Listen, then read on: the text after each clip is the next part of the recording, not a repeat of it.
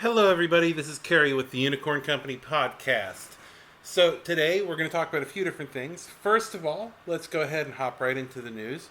Um, Not too much to report. The Battlefield I was going to say supplement. Battlefield support deck is released today and is being recorded on the 8th. It's a 55 card deck that basically has stuff in it like artillery, bombing, air cover, stuff like that for BattleTech, and it has all the rules for it and everything laid out with them. So it's kind of an interesting little add-on to the game to give you a little bit more complexity to a normal game of BattleTech. Also, today they were supposed to release the Helion Keshik. Um, I believe it's the Helion Keshik book. Spotlight on Helion Keshik. That's supposed to release today. I haven't checked if it actually released. Touring the Stars Rocky released on October 1st. And of course, the recognition guides are coming up soon. Those are on the 15th. And also, it looks like a book called Empire Alone is scheduled to release in March of 2022. And this is pretty much going to cover what's going on with the Clan Empire, Clan Wolf Empire, now that they've made it to Terra and have established their little thing. Also, of course, Tamar Rising. There were some releases at Gen Con. There were some there. So I don't know if those have released yet to the general public. It's late October, early November, still it says for the release date. So I don't think they've released to the general public yet. And then there's more stuff that's way down the road that we're not even going to talk about yet. There has been some talk on the forums about the deck and about what it means for the game. Some people aren't very happy with it. Some people are, simply because it allows you to integrate things like, fire support, like artillery fire support and stuff like that into the game pretty seamlessly from what I can tell. I haven't gotten a chance to get my hands on that or on the initiative deck yet.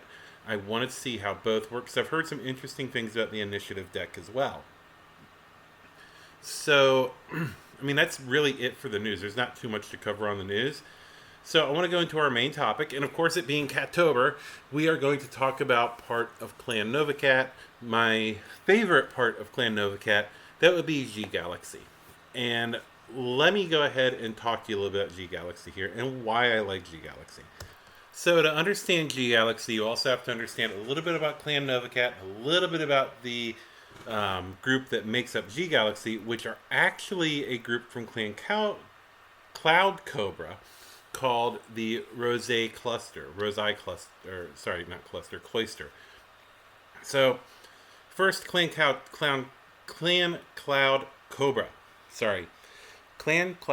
Cobra. The Cobras, they are based on multiple religions. They have different cloisters, and each cloister has a different view religiously, which is kind of unique among the clans, but we'll get to that. You have the Josians. They are a predominantly Christian style group. They're very crusadery, and they take as their insignia the crossed swords of a cross of Lorraine. Tongo. Tongo, I don't really have too much about them, but their insignia is a Zulu shield flanked with two spears, and I have a feeling that their spiritual beliefs come from that society. The Qurani. The Qurani are Islamic. And then you have the Ka'an. And they are Judaic, so they're kind of Jewish. They're very militant. Anasaz, which also is inspired by an ancient Terran civilization on Sarna. So the Anasazi, they basically believe in a supreme being, but they also believe that Alexander and Nicholas are part of a trinity, so to speak. They're isolationists.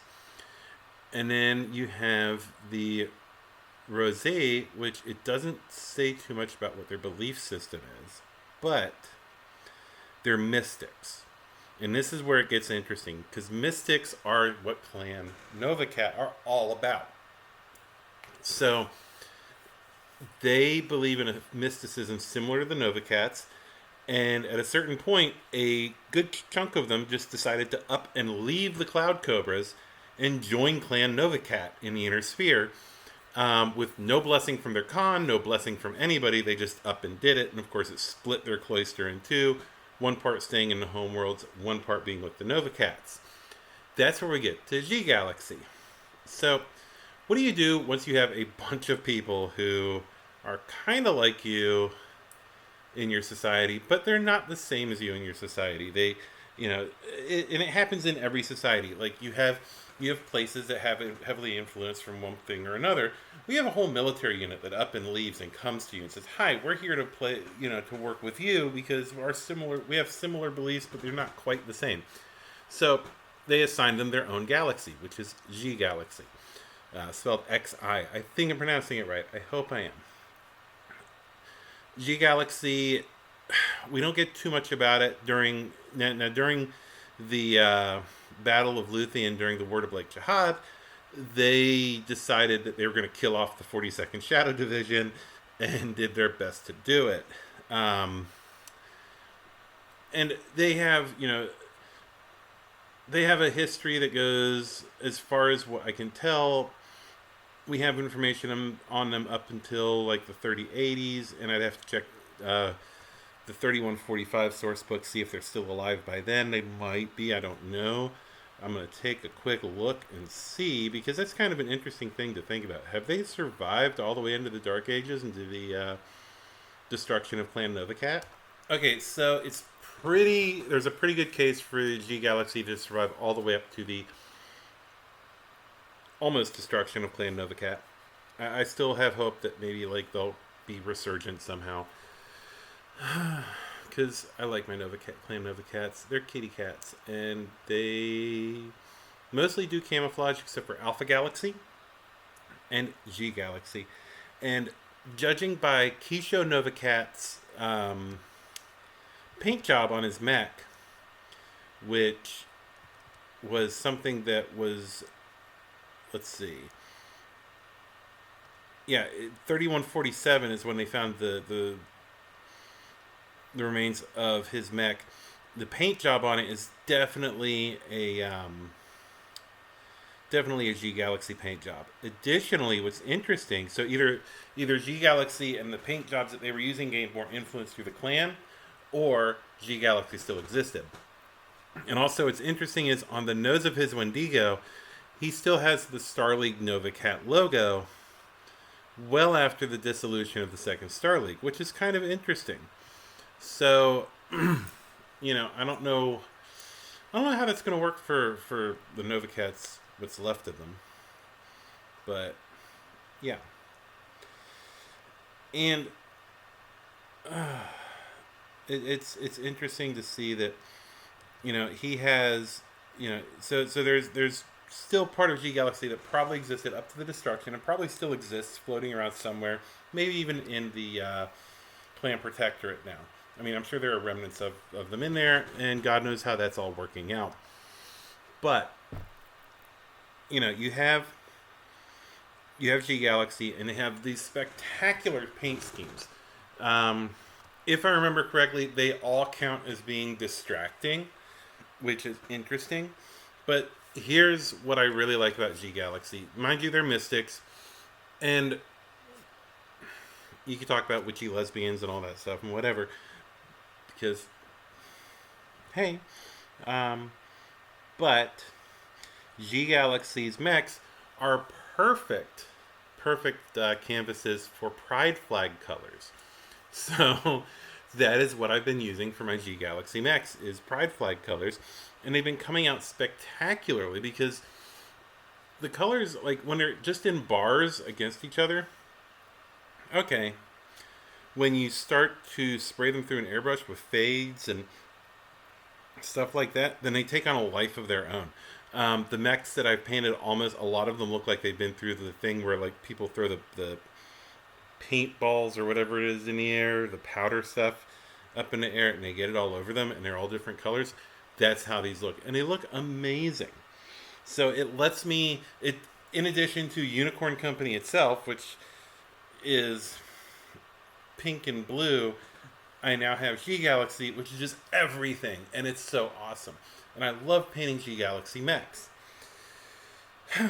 I mean, I really don't have too much more to say about G Galaxy. They're, you know, they don't have a lot of story, but they have enough where it's like, oh my god, that's pretty awesome. They went and decided to kill off a shadow division when the Blinkists got all crazy and decided to try to kill all of us. But yeah, so they're interesting and they're bright and they're different from other BattleTech stuff. Like most other BattleTech stuff, it's gonna be greens and browns and grays and maybe some red or the Capellan Confederation gets a little weird, like with the green and gold units where they're a little, but for the most part, everything's pretty subdued in BattleTech. It's not bright, it's not colorful. Here you have a unit that is totally bright and colorful and just out there, and boom, hey, look at us. We're amazingly bright, colorful, and we are here, and we distract you during the beginning of a battle. Mind you, they're easier to hit at night because they are so bright, which doesn't make sense to me, but anyway. But yeah, so it's not a very scientific. It's not like when Tex docs BattleTech and he goes like into this deep dive about the history of the unit and all. And I thought about doing a deep dive on the Nova Cats in general, but I'm not going to. But yeah, so that's, and it's just like, I'm going to put some examples up with, when I post this in the Facebook group, there'll be examples of my G Galaxy mechs. And if any of you have G Galaxy mechs, feel free to post them in there. Let it, just boom, hey, look at us. Bright and colorful and everything that you love about just like the opposite of dark and gritty. And yeah, it's awesome. You can actually make them dark, gritty, and bright, which is really fun. And I pulled that off on a couple of them.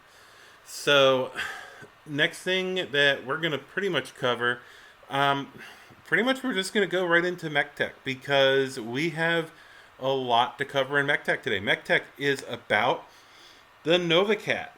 That's right. We talked about a galaxy from the clan, which, not a lot to go into.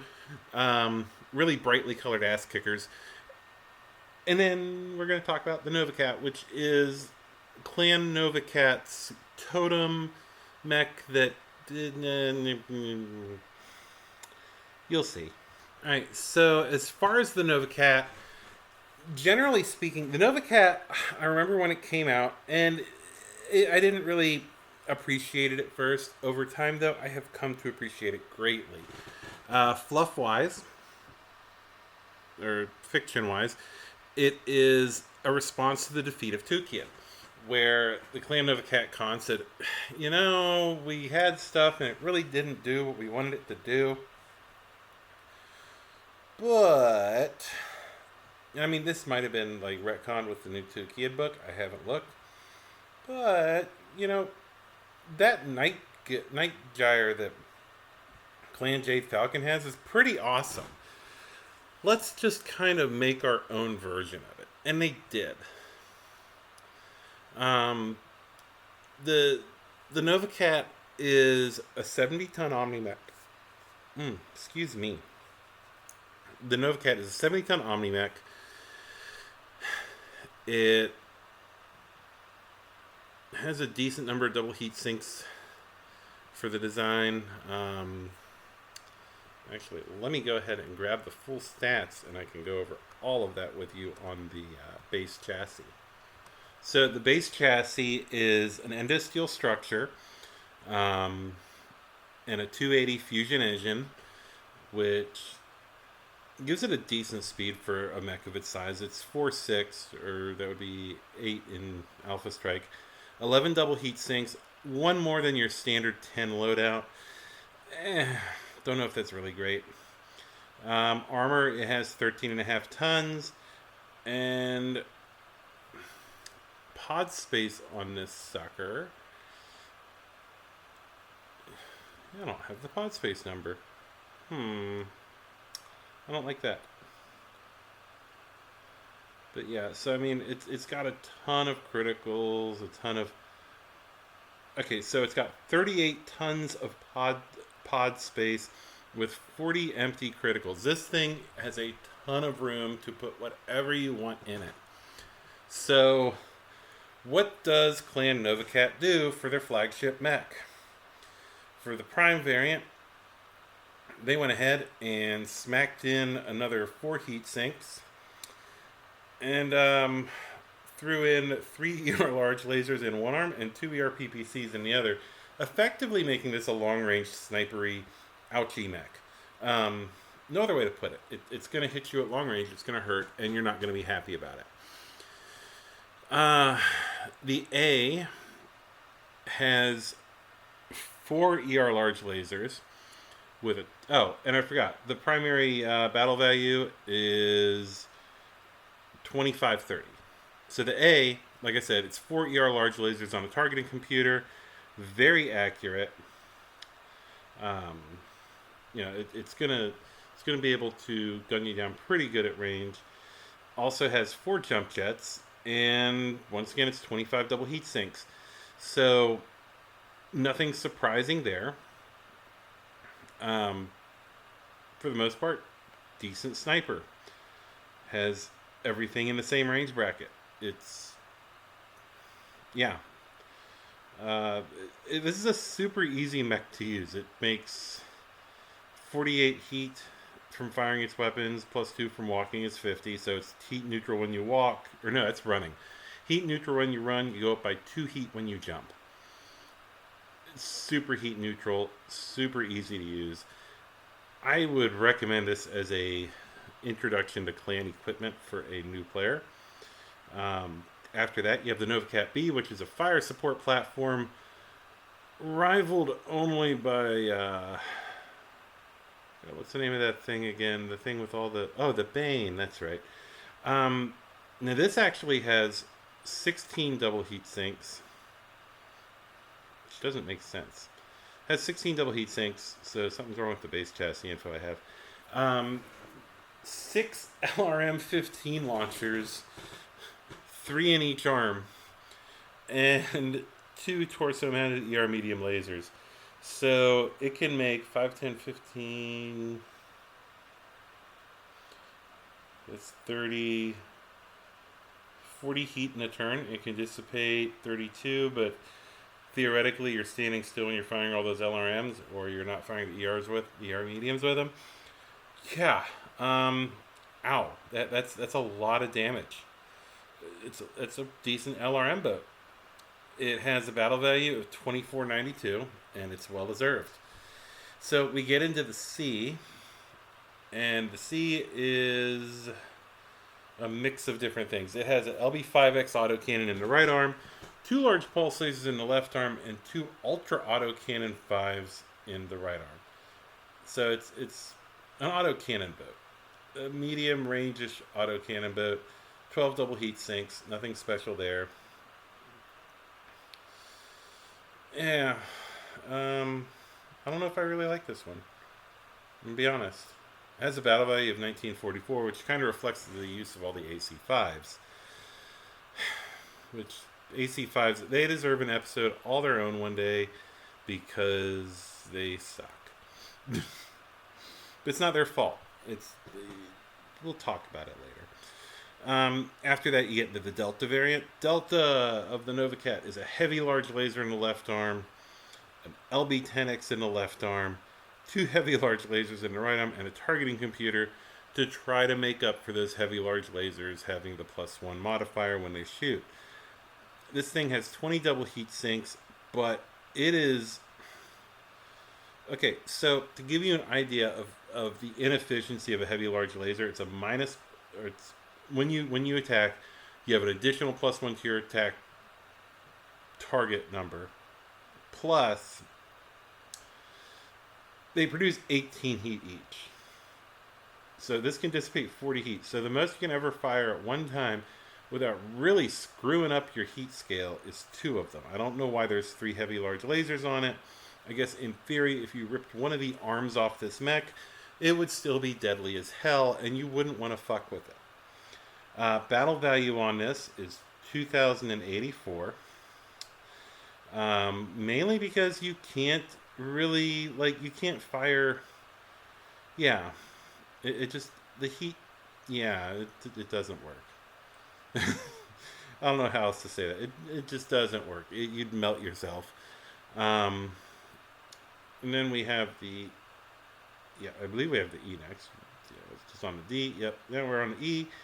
The E is 4 Advanced Tactical Missile System 9, 2 in each arm, and a large pulse laser mounted in the right torso. I think the first time we've seen a weapon mounted in a torso on this mech.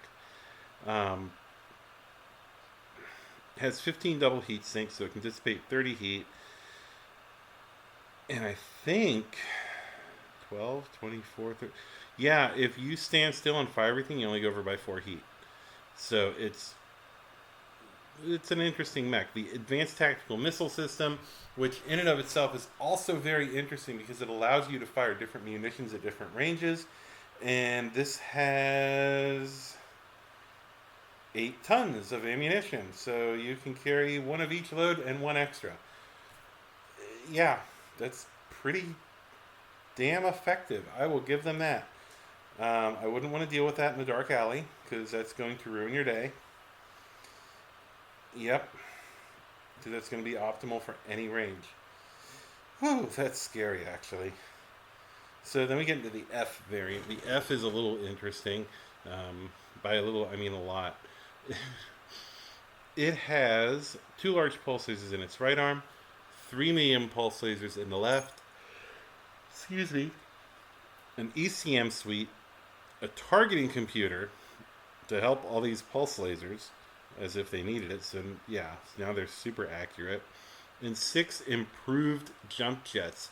So if you know somebody that is scared of the Black Hawk, for example, this is like if the Black Hawk had a small evil child. And, yeah. Just, well, actually a bigger evil child. I'm sorry, because it's heavier by 15 tons, and it can outmaneuver a Black Hawk. Yeah. It also can interfere with C3 networks with the ECM suite, and with Beagle active probes, and with, I think it messes with Artemis 4. I can't remember. It's been a long time. But yeah, this thing has a battle value of 2706. It's totally worth every point of that. I could see this being really fun in an urban environment or in a like densely jungle or wooded area. It's just kind of creepy, scary because that's a lot of firepower to move around at jumping 6 hexes at a time. Ooh. Yeah, I know. Then you have Nova Cat G. The G is another fire support variant, which is kind of a weird one though, because it has 2 LRM-20s with Artemis 4 in the right arm, 1 with Artemis 4 in the left, 4 anti-personnel Gauss rifles in each side torso, an ER large laser in its left torso, an ECM suite, once again, and a targeting computer. I don't know what to think of this one. It's a fire support unit, but its close-in weapons are... I mean, they're interesting, and I don't know what to think of that, though. That's a lot of anti-personnel Gauss rifles, and it has the same range as a medium laser, with way better heat, but you're ammo dependent. So, It's interesting. Feels like it's sort of, I don't know. Maybe they were worried about it came out during the Jihad era, so maybe they were worried about the Word of Blake and battle armor, and that was their answer. I don't know if I like that answer. Then you have the H. The H is interesting, to say the least. Where most of the H variants of the OmniMechs are, hey, look, we slapped heavy lasers on the Prime variant or the A variant or whatever and called it the H out of order from everything else. This H variant is actually kind of interesting. It has two improved heavy large lasers, a medium pulse laser, and an LB20X autocannon. Ooh, that's some hurtiness right up front. The improved heavy large lasers don't have the -1 modifier to them, so they're way more efficient. You don't have to smack a targeting computer on them to make them work. The LB20X has almost the same range brackets as the improved heavy lasers. And you have a medium pulse laser in the right torso for fun. I don't know. Double heat sinks, you have 19 double heat sinks on this one. So that's 38 heat dissipation ability. The improved heavies still make 18 heat, so that's 36 heat. The LB20X is 6 heat, so puts you at 4 over if you're standing still. Oh, and it also has mask. Or no, a supercharger, so it can run faster. It can move up to 8 hexes in a run if you're cycling the supercharger on and off. So you're averaging out 7, I think. Yeah, that's that's a lot of firepower. That's all short range too. Well, medium technically, but ooh, that is brutal. I like it actually. It's like a nasty close range.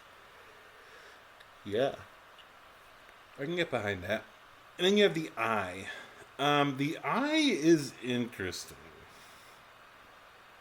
So, this is a Dark Age design through and through, and it's interesting. That's the only way I can say it.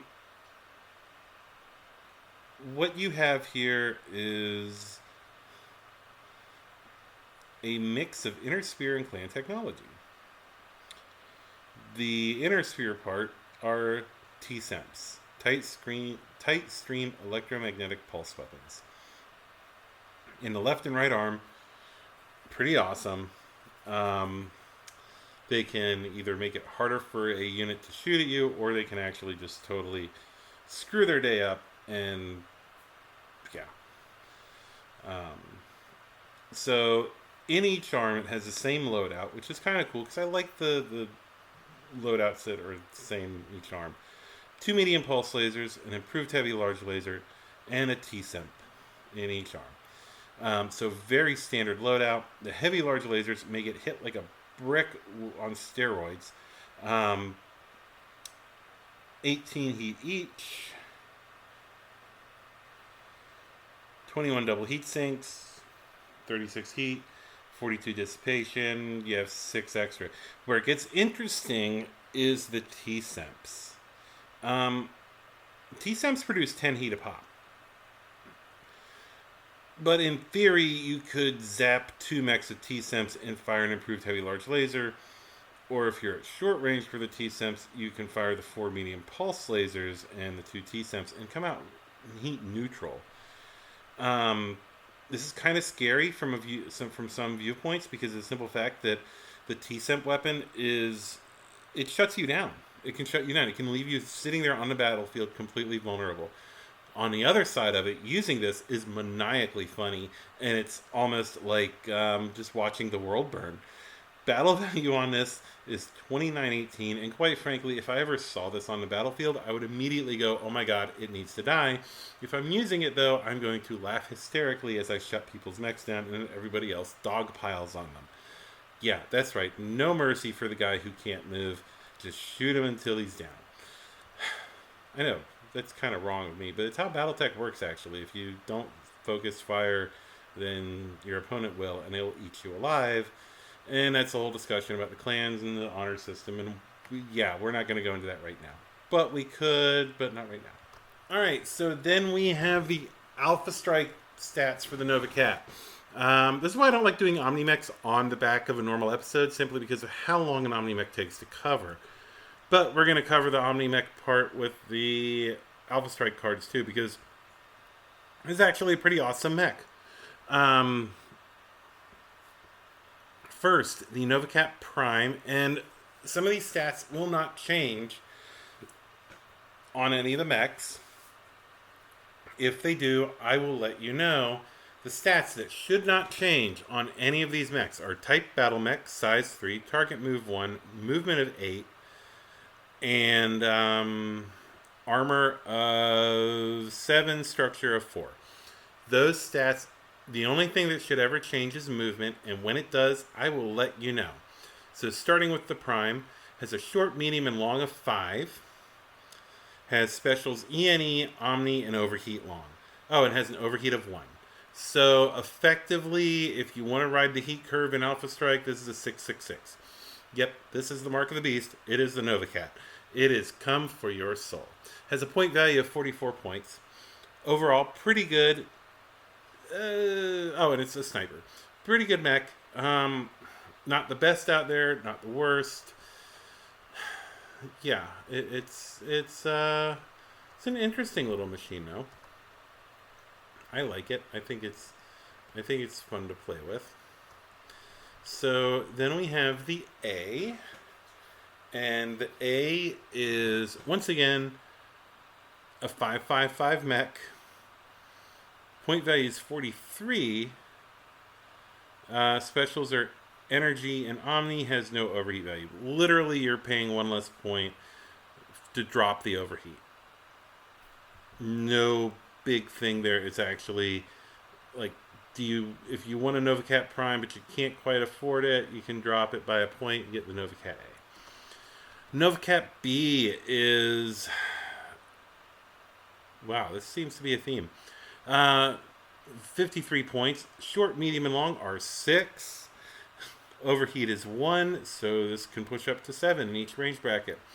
Specials are Case, Indirect Fire 5, LRM of 555, and Omni.